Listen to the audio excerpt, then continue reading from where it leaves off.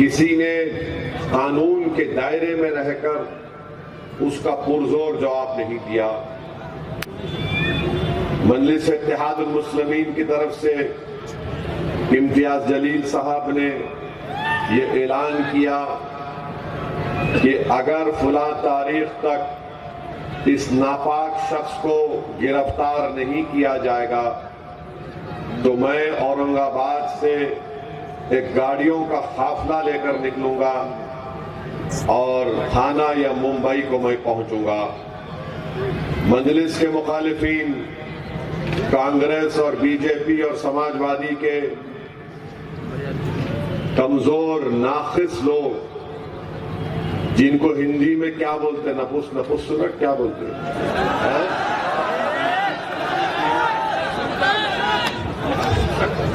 नपुंसक।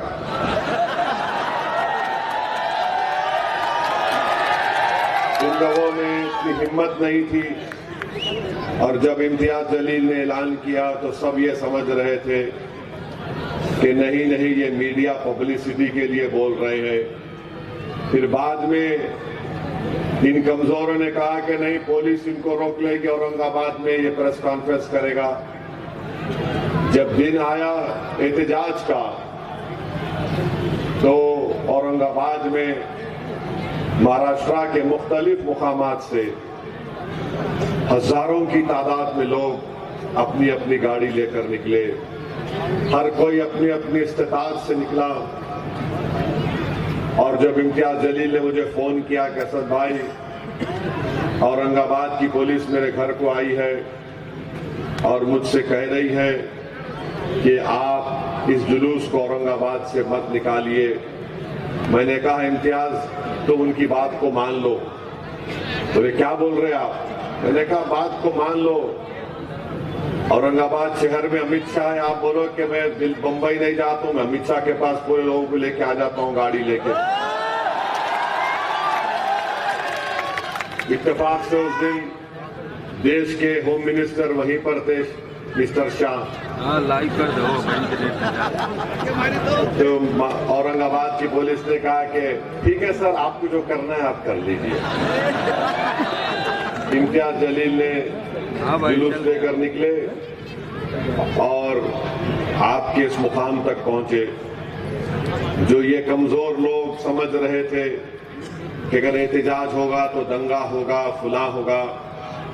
मेरे भाई, महाराष्ट्र की तारीख में मजलिस इत्तेहादुल मुस्लिमीन ने एक तारीखी एहतजाज किया, पुरअमन रहा। आप तमाम की दुआएं और ताउन था। हमने दुनिया को बता दिया कि हम एहतजाज पुरअमन कर सकते हैं और हम एहतजाज अपनी जात के लिए, अपनी नफ्स के लिए नहीं किए। हम एहतजाज इसलिए किए कि जिसके नाम का सदका हम खाते हैं, हम गुलाम हैं उस दर के, तो गुलामी का सबूत देने के लिए हमने एहतजाज किया था। और अगर दोबारा कोई महाराष्ट्र में इस तरह की हरकत करेगा तो आइंदा एहतजाज भिवंडी थाने में नहीं रुकेगा, आजाद मैदान पे जाके रुकेगा, मुंबई के इंशाअल्लाह ताला। अब आपको बताने का मकसद ये है कि एक इम्तियाज जलील, मजलिस का सदर महाराष्ट्र का, एक मुसलमान एमपी 20 साल के बाद महाराष्ट्र से मुंतखब हुआ 2019 में।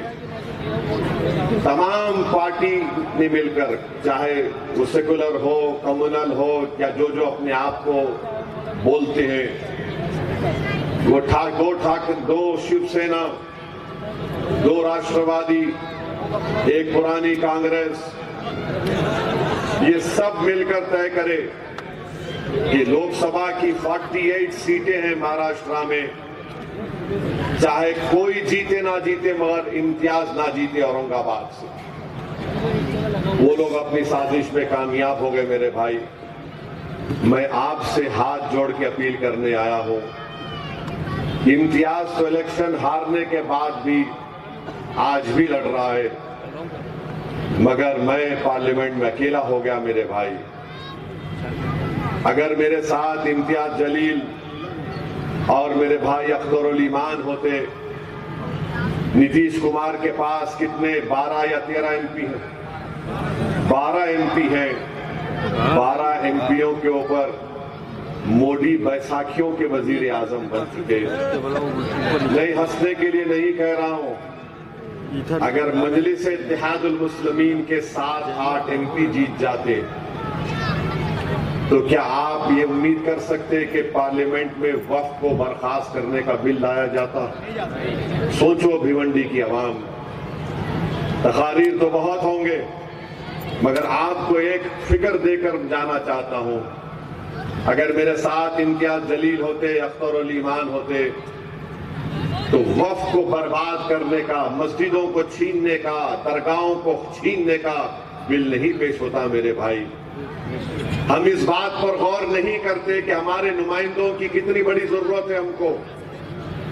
हम सिर्फ यही समझते कि नहीं, मेरा फायदा नहीं, मेरा नुकसान है, ये मेरा नुकसान है, मेरा फायदा।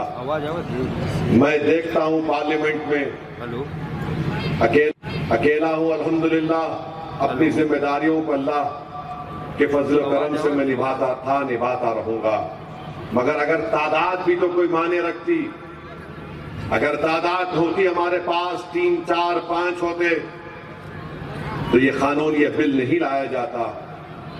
जो धोखा औरंगाबाद में इम्तियाज जलील को दिया गया, व्हाट्सएप पे पासवर्ड भेजो भाई। मेरी आपसे अपील है कि आप उस धोखे का शिकार मत होइए। और मोमिन वो है जो 2 बार एक सुराख से नहीं डसा जाता। एक बार जालिमों ने हमको डसा, हम औरंगाबाद की पार्लियामेंट की सीट को खो दिए। वो ललचाई हुई नजरों के साथ अब आपके ऊपर नजर लगाकर बैठे हैं